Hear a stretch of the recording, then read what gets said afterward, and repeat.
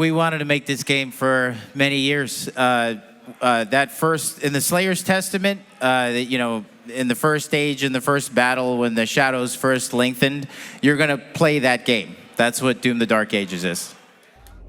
The Dark Ages covered a pretty lengthy period of the Doom timeline, with Hugo Martin, Doom's game director at id Software, claiming the Slayer's Testament is the game we are going to play. We have some questions. What is the Slayer's Testament? How important is it? And what insights does it give us into the plot points, locations, and enemies in the next Doom game? Doom: The Dark Ages. Luckily, I'm obsessed with this series' lore and codex entries, so I'll be looking at each of the 7 entries and adding context when needed. In this video, we explore the Slayer's Testament in Doom. Across the twisted plains of hell lay 7 ancient tablets inscribed by the population of this realm. These writings told the story of the Doomslayer, a beast that had been trapped in hell who had become a plague on the corrupt and unholy. On his path of perpetual torment, he had struck fear into the hearts of the demonic entities with his cruel and barbaric destruction through the 9 circles, and in a final push together, they had managed to seal him away so that he could not hurt them again. Etched in the stones in hell, these sacred writings, the Slayer's Testament, warned the population of hell that he should never be released. In Doom: The Dark Ages, we get to experience this as the Slayer. For each testament, I will add context to what they mean and give an overall view towards the end of the video. In the First Age, in the first battle, when the shadows first lengthened, one stood, burned by the embers of Armageddon, his soul blistered by the fires of hell and tainted beyond ascension. He chose the path of perpetual torment. In his ravenous hatred, he found no peace, and with boiling blood, he scoured the umbral plains seeking vengeance against the Dark Lords who had wronged him. He wore the crown of the Night Sentinels, and those that tasted the bite of his sword named him the Doomslayer. The first entry appears to pick up after the Doomslayer was trapped in hell by the Argenta priests, the Dark Lords. This was a plot to remove him and the Night Sentinel from the world of Argent D'Nur during their civil war, as each member of the Night Sentinel entered the portal to hell under the impression that they would work together to take down an important hell structure. They were instead scattered across the landscape and picked off one by demon kind. His new family had been wiped out, and the Doomslayer was mad. He hunted down every demon he saw as he navigated the umbral plains as he wore the crown of the Night Sentinels. He was feared by them.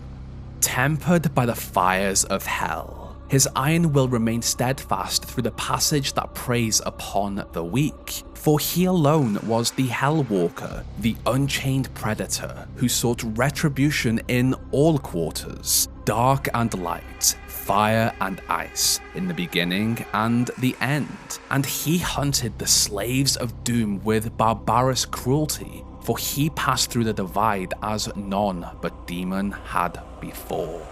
Time flowed differently in the Hell Dimension, and over his time there, he acquired several names from the demons he vanquished. This generally shows the passage of time in dark and light, fire and ice, in the beginning and the end. He was labelled as cruel by the demons, rather ironic, but fitting to show just how much of a reputation he had gathered in this place.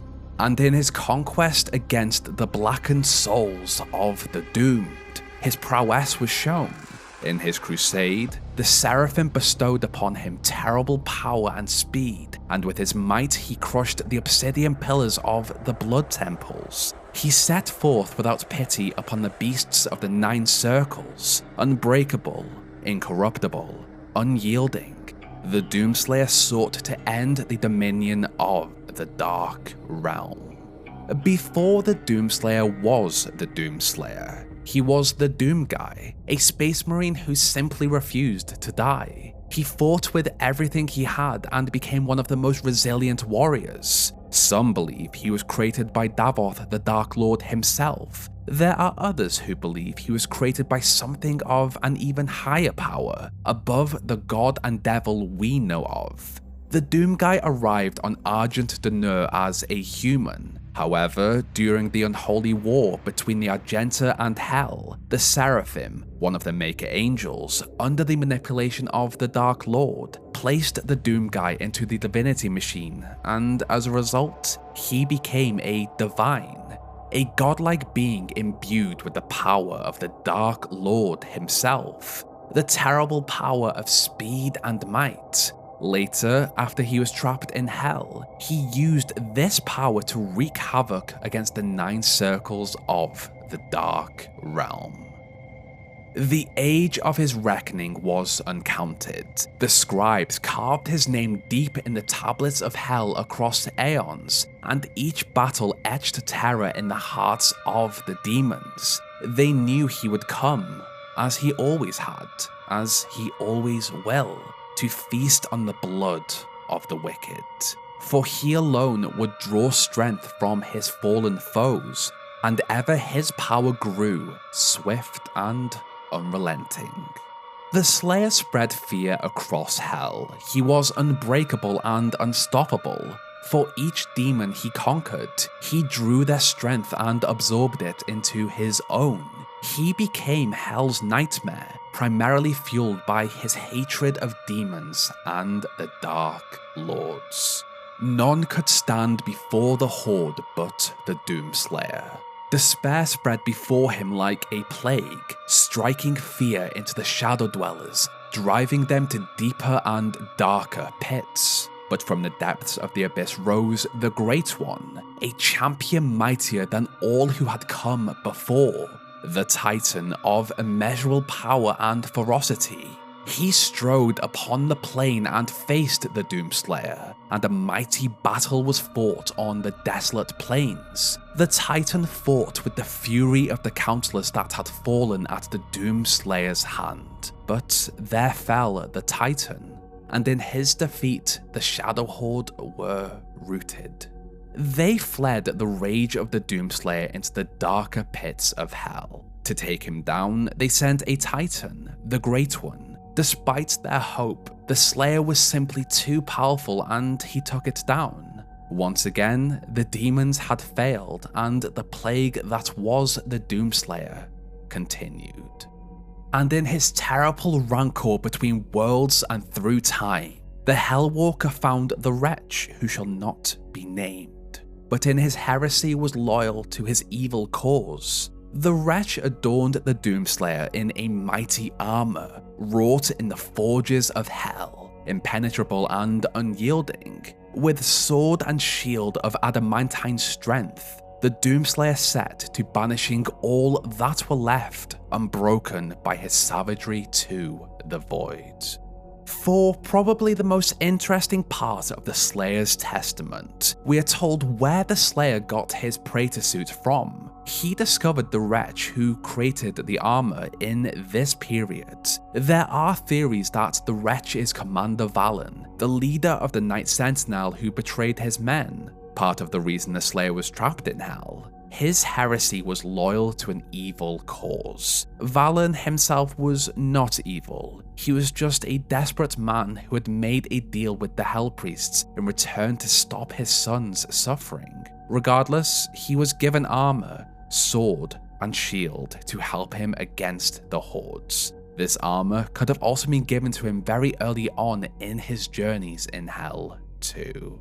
Valen is not confirmed to be the wretch, but I think he is. Yet, as the mighty Titan fell and dread engulfed the armies of doom, the demon priests of the Blood Temples laid a trap to capture the Scourge of Hell. Insatiable, even by the vanquishing of the Great One, the Hellwalker sought prey in the tombs of the Blood Keep, and blinded by his fervor, the lure drew him in. The priests brought down the temple upon the Doomslayer, and in his defeat, entombed him in the cursed sarcophagus. The mark of the Doomslayer was burned upon his crypt, a warning to all of hell that the terror within must never be freed. There he lies still, and evermore in silent suffering. This one is pretty self-explanatory. The population of Hell became so tired and fearful of the Doomslayer's crusade and finally put an end to him. They could not kill him, so they trapped him inside a cursed sarcophagus. The Slayer's testament left across Hell to warn all that he should never be released. From the trailer, we can see that we do fight in Argent d'Honneur during the Unholy War, so we can estimate that the game will take place during the height of the civil war against Hell and the Maker, and into the period of entrapment in Hell. If the Slayer's testament is to be followed at all, what we can expect is the game to start during the Unholy Wars against the Maker. These events could include the moment the Doomslayer is created in the Divinity Machine by the Seraphim, the battle with the Dreadnought Titan of Taras Nabod, in which the Slayer is viewed as a superweapon, the discovery of the Hell Factories, many wars against the Maker, the Priests and the Marauder as they aim to conquer Argent d'Honneur, the entrapment in Hell and the fall of the Night Sentinel, the exploration of the Umbral Plains, the destruction of the Blood Temples, the fall of the great beasts of the Nine Circles, the grand battle against the Great One, an interaction with the Wretch, and finally, the Doomslayer's fall under the Bloodkeep, which sets him up to be found in Doom 2016. I think the Great One will be the final boss before the Slayer is trapped in the sarcophagus. A Titan battle has historically worked well as a final boss in the series. While we do know a little about these events because of the codex entries, there are so many ways that id Software can explore them and tell the stories. We also know that the codex entries can lie to us. It happened in Doom Eternal with the story of the Father and his creation of Urdak and Hell. Who knows if there were lies or events that were documented incorrectly about Argent d'Honneur and the Doomslayer's history. Regardless, Doom the Dark Ages looks incredible, and hopefully the lore is just as good. From the interviews that Hugo Martin has given in the past and since the Dark Ages reveal, we have a great idea of what we can expect with this new game in the series. It's going to be darker, grittier, and a more cinematic experience. Less of the codex and more of the visual storytelling. This appears to be the story of how he became the Doomslayer. In the First Age, in the first battle, we are going to play that game with dragons, giant mechs, a flail, bone crusher, and shield saw. This is a return to original form and a more grounded Doom game, just like the original. On the Slayer's Crusade, we will see how he was the superweapon of gods and kings, the nuclear option, only to turn against those who betrayed him, to go against a Hell Knight toe to toe. The Slayer's Testament just helps us see why the demons were so afraid of the Slayer that they had to contain him. And from what Hugo Martin has said, we get to experience him in his peak era. This is a little different to my regular content. I wanted to kind of show the Slayer's Testament in a different light with showing what was being spoken about in the texts. These significant points also show us potential parts of the game. That was everything I wanted to say really. If you enjoyed this video, then I'd love for you to subscribe to the channel, like the video, and comment your own thoughts. Finally, I'd like to thank my gold tier patrons and channel members: Jonas, Lewis, Queen Arby, Fluffy the Dragon, Chicken Guy 791, Ruben Mendoza, Duke, Toadnut, Oren X, Azu, Karatana, AJ, Verona, Comfy, BG Games, Apravis, Arnis, Blaze of Glory, Cole Sherman, Yali Rodriguez, Nabar, 501st Clone Boy, Drakey Phoenix, and Logan Scott. Are you looking forward to the Dark Ages? Who do you think the wretch is? And what would you like me to cover next? Please let me know in the comments below. This is where our story ends. Check back soon for a new one.